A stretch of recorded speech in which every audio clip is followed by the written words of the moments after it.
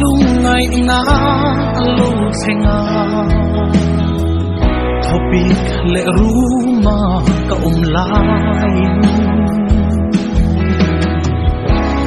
min siatir chi kalalpan apa kani min khat ngai lo kalom na berini o lalpa har sat na huna po kathamuan na beisina zong ko a tham ralin min ti cha thang le chi min pa ngai zia ka ngai tua hia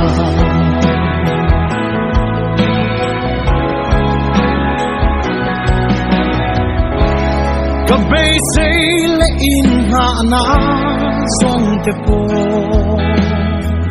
mualia min ral ni an ne chi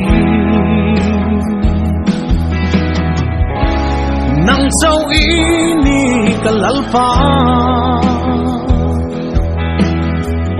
satuan patian dang lam ngai lo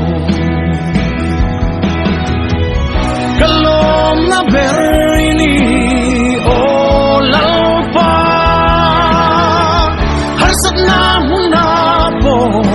kathamuan na beisina zong po a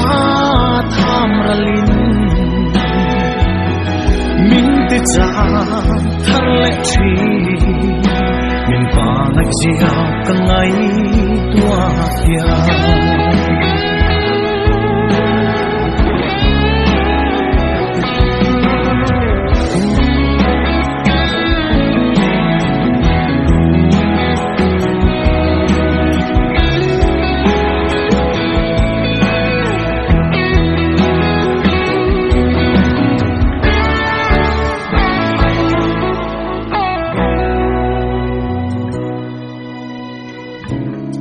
ngai lu trin khovel thil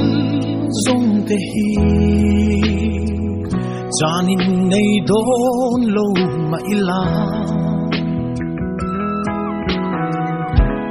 nang kan nei che apoi lo kata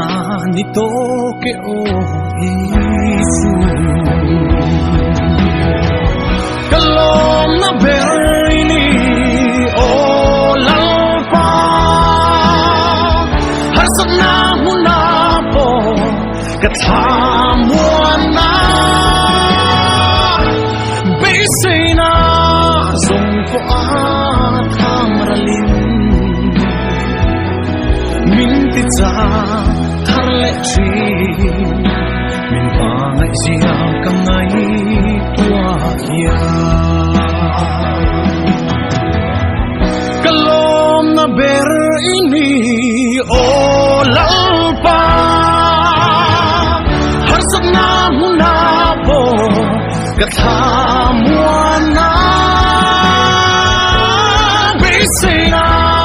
zong ko a tham ralin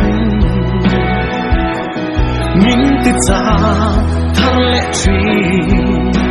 min pa ngai zia ka ngai tua hia